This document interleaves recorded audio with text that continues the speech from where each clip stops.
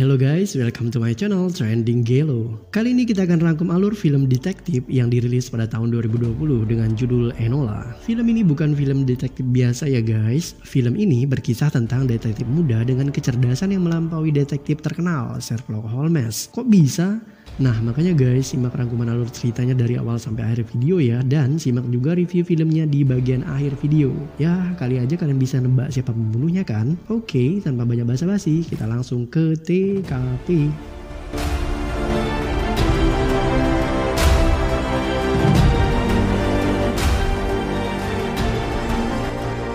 Guys, film ini mengambil latar tahun 1884 di kota London, Inggris. Film ini diawali dengan adegan di mana seorang gadis sedang bersepeda dan menjelaskan tentang dirinya sendiri. Gadis ini bernama Enola. Ia memiliki dua kakak bernama Mycroft dan Sherlock. Ayahnya meninggal di saat ia masih kecil. Gadis ini mengatakan bahwa ibunya suka bermain teka-teki kata dan Enola diambil dari kata alone yang dieja terbalik, yang artinya adalah sendiri.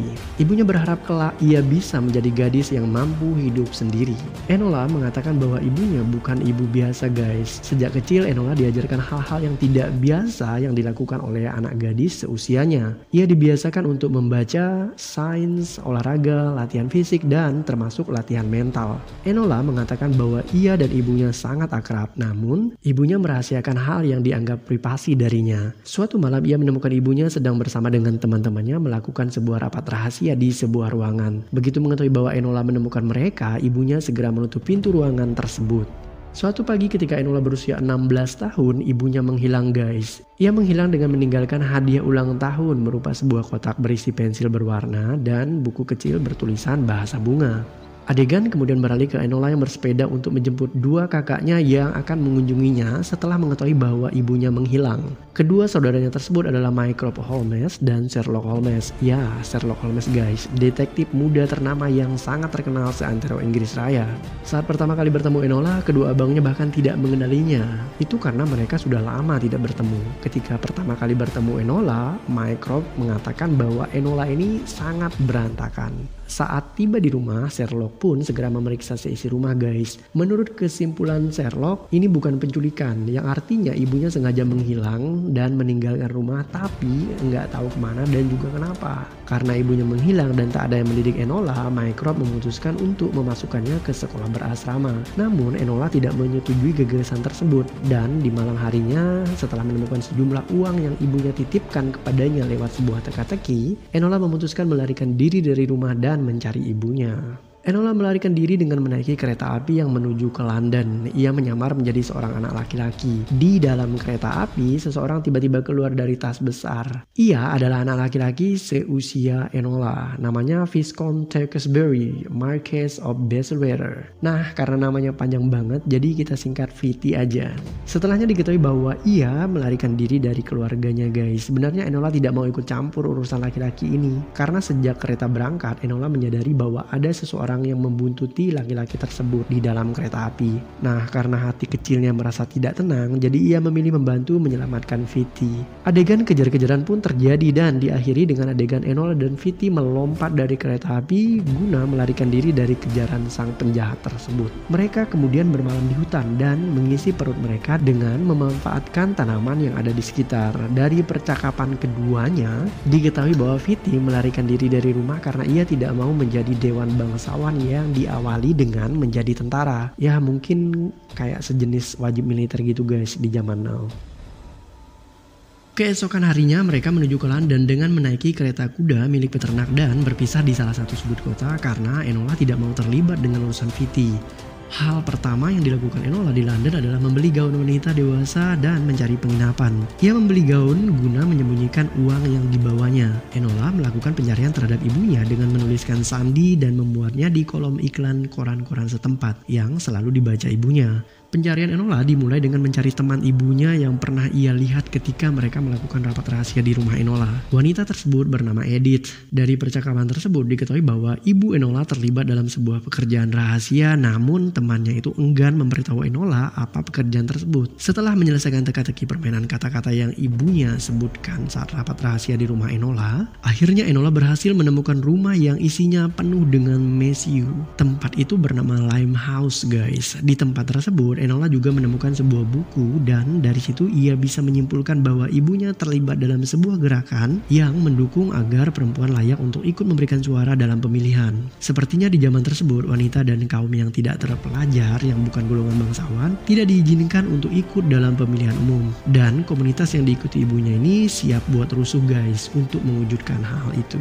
Sepulangnya dari rumah yang lebih mirip gudang penyimpanan amunisi bom dan mesiu tersebut, mendadak Enola ditangkap oleh seorang penjahat guys yang tadinya ada di dalam kereta api. Nah, pria ini mencoba membunuhnya, namun Enola berhasil meloloskan diri dengan meledakkan pria tersebut dengan bubuk mesiu yang ada di dalam rumah tersebut. Karena peristiwa itu, Enola jadi sadar bahwa seseorang serius ingin menghabisi dirinya dan Vitti temannya itu guys. Merasa kasihan bahwa nyawa Vitti di ujung tanduk, Enola akhirnya memutuskan untuk mengganti tujuannya ke London. Dari yang semula mencari ibunya, kini berubah menjadi menyelamatkan Vitti. Hal pertama yang dilakukan Enola adalah dengan mendatangi kediaman Vitti dan menyamar sebagai asisten Sherlock Holmes yang mau menangani kasus Tuan Vitti. Sebelumnya keluarga Vitti pernah meminta Sherlock Holmes untuk mencari anaknya yang hilang tersebut guys dari rumahnya. Namun Sherlock menolak hal itu karena ia juga sedang sibuk mencari ibunya yang hilang. Nah, di sana Enola bertemu dengan Lady Thackersbury, ibunya Vitti, Sir Wilmbrell, pamannya Vitti, dan neneknya Vitti. Namun penyamaran terungkap karena seseorang bernama Lestrade yang mengaku teman dekat Sherlock malah membuka kedok Enola guys. Lestrade mengatakan bahwa Sherlock tidak memiliki asisten karena ia lebih mengenal Sherlock di kasus-kasus sebelumnya.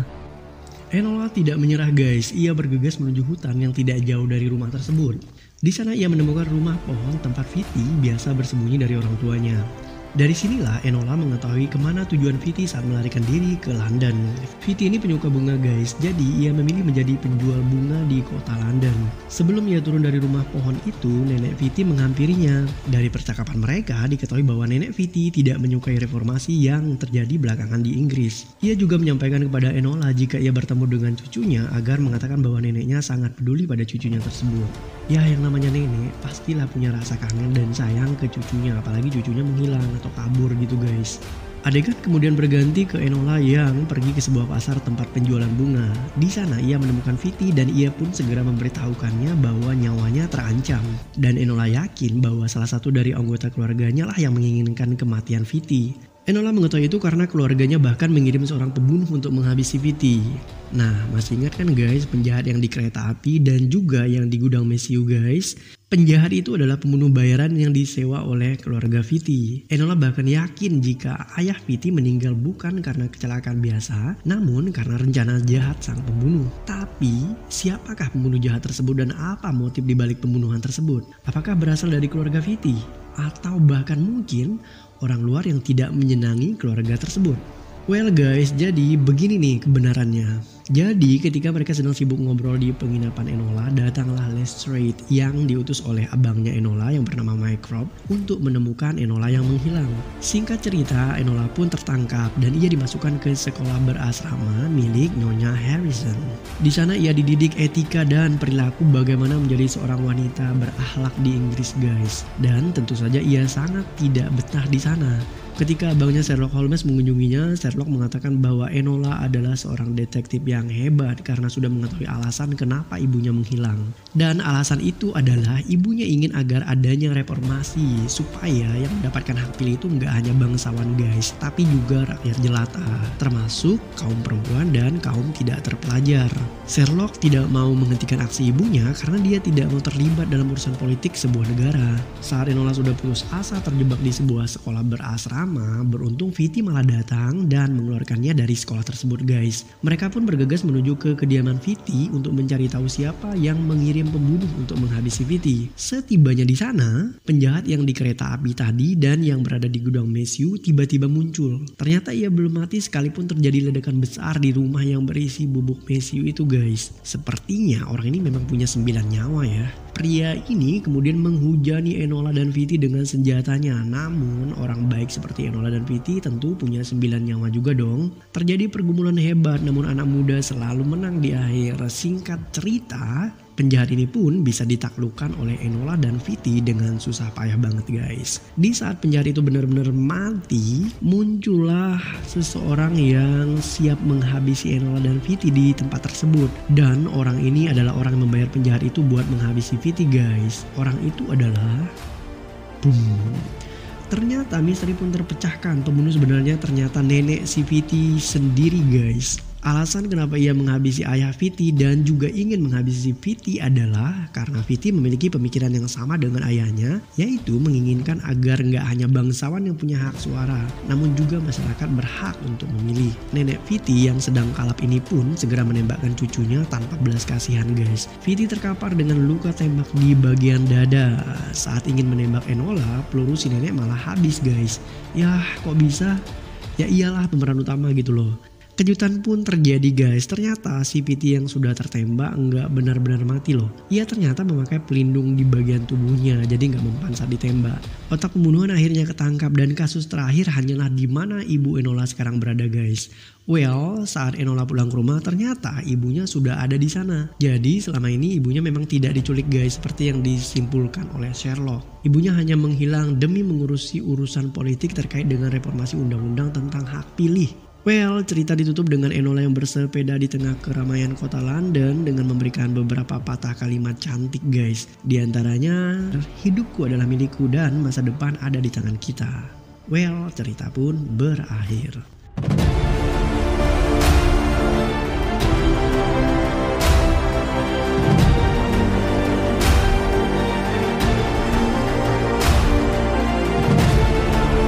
Oke guys, it's review time. Menurut aku pribadi ada 3 hal menonjol yang ada dalam film ini guys. Yang pertama adalah kostum desain dan setting dari film ini. Untuk membuat film dengan latar tahun 1884 itu nggak mudah guys. Dan di film ini detail seperti itu benar-benar diperhatikan dengan baik. Misalnya kostum dari ibunya Enola yang dihiasi motif bunga namun dengan warna gelap. Ini menyiratkan bahwa ia seorang pecinta bunga namun dipenuhi dengan rahasia dan misteri. Contoh lain misalnya pada kereta api yang terlihat jadul banget guys. Jujur ini sangat detail dan menarik. Sekalipun beberapa latar atau setting tempat kejadian ini divisualisasikan dengan komputer efek guys. Kedua, screenplay dalam film ini juga keren. Banyak kata-kata menarik dalam dialog ini guys. Sebut saja di bagian endingnya tadi ketika Enola kayak memberi ceramah gitu guys terkait dengan kata-kata mutiara. Dan kelebihan terakhir dari film ini ada pada acting para pemain yang kece badai guys.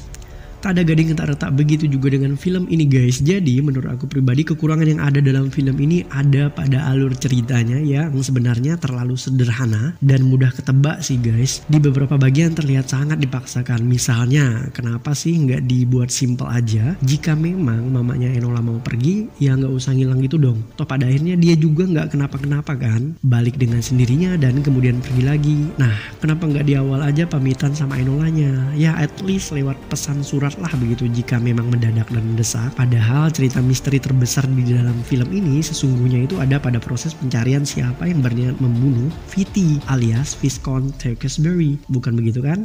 Nah secara personal overall aku memberikan nilai 7,6 dari 10 untuk film Enola ini guys. Nah bagaimana dengan Anda?